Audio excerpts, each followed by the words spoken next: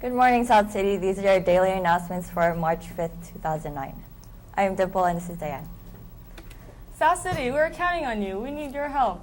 We have not yet received any items or care packages to send to Mrs. Belli's son and the men in his Army unit.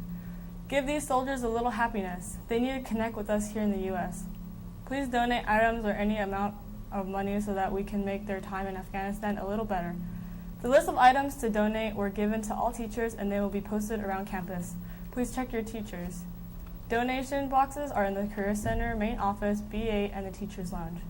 You may get cards in the Career Center. Any small contribution will help. Remember, South City, they're counting on you.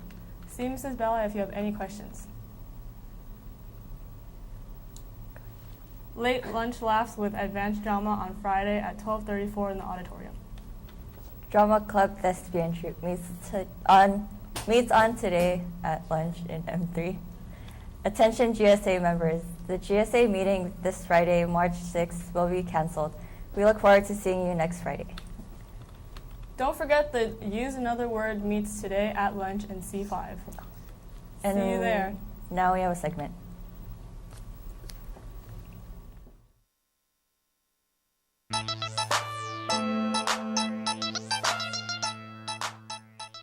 This is Edwin with the South City Source, here to interview Mr. Schmaus. This is the newest teacher on campus. How long have you been teaching? I've been teaching for just a year now. What do you teach? I teach math here at South City. I'm teaching 2 Algebra 2s and 1 Algebra 0.5b. Where did you used to teach? Before teaching at South City, I was in San Francisco, and I taught at Abraham Lincoln High, which is a good school, but pales in comparison to South City. What made you want to come to South City? It's a really good school and has a good reputation. The sense of community. I like all the different programs they have at this school. Math is a really important subject, but I like that you guys have an outstanding journalism class, it seems. It's got good sports programs. It's a well-rounded school. So how do you like South City so far?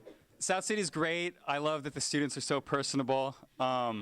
It's a really well-rounded school, like I said. I'm having a blast. This has been Edwin with the South City Source. Make sure to stop by and say hi to Mr. Schmaus in A3. Stay in school, kids. See you later.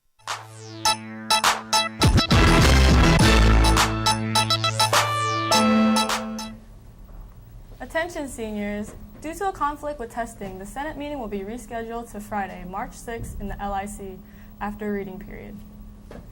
There will be a BSU meeting in F4 during lunch today. Skyline College will be coming on Tuesday, March 10th. Sign up in the Career Center to attend this important application workshop for seniors. The latest scholarship list is available at the Career Center. Seniors, you should pick up the edition full of lots of new opportunities.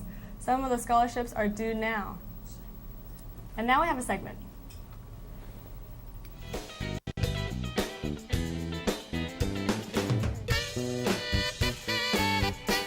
Hi, this is Patricia with the South City Source, here interviewing Gabby Garcia, a student who has been coming to South City since her freshman year, but was not doing so well and got sent to Baden, and is now back.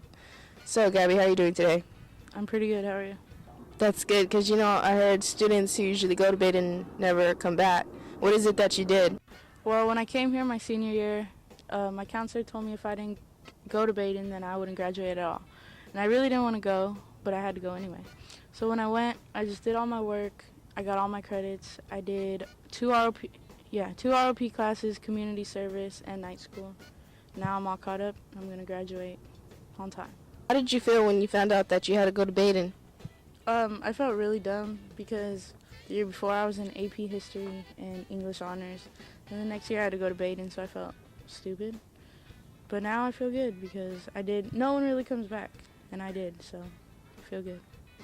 I like that. Thank you. You're a high achiever. I am. Thank you. You're welcome. So, do you have any messages for students or anyone out there? Yeah, to everyone who was told they couldn't do anything or be able to do anything, that's not true. As long as you put your mind to it, you can do whatever you want. Anything's possible as long as you believe in yourself. So I just want to say welcome back, Gabby. Thank you, Patricia.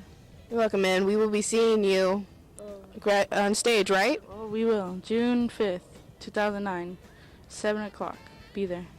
I don't know about 7, but that day, be there. Me, you, everybody, we're there. There you have it. Anything is possible if you put your mind into it. Congratulations to the South City speech team for placing 5th and 6th at the state qualifying speech tournament. Keep up the good work. Don't forget the Use Another Word meets today at lunch in C5. See you there. All electronic members, we will have another after-school meeting project lab today in room S1. And now we have the pledge. I pledge allegiance to the flag of the United States of America and to the republic for which it stands, one nation, under God, indivisible, with liberty and justice for all. And now we have an intro segment to the current event for today.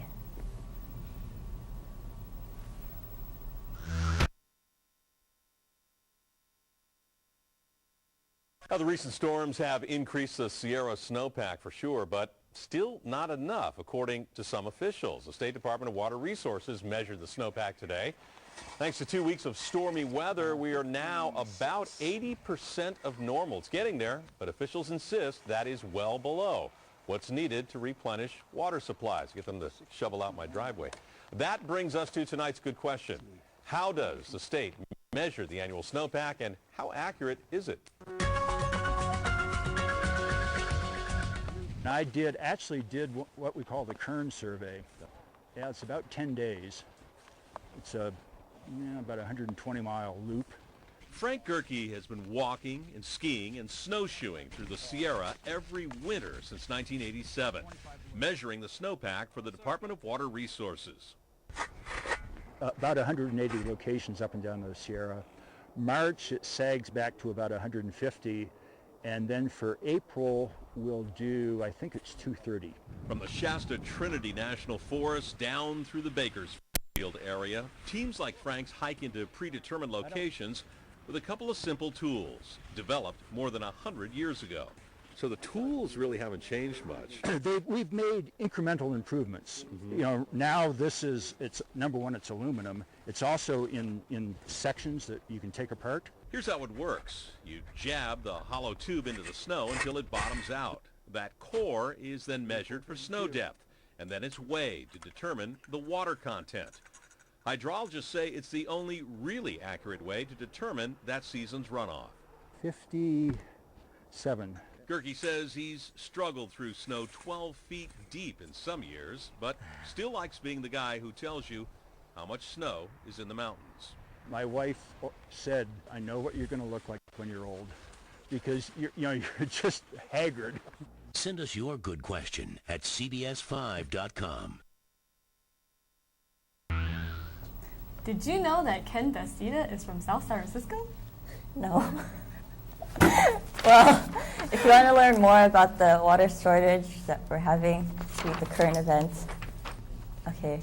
Well, I'm Dimple, and this is Diane, and this has been your daily announcements by South City. Bye. Happy birthday, Diane. Thanks.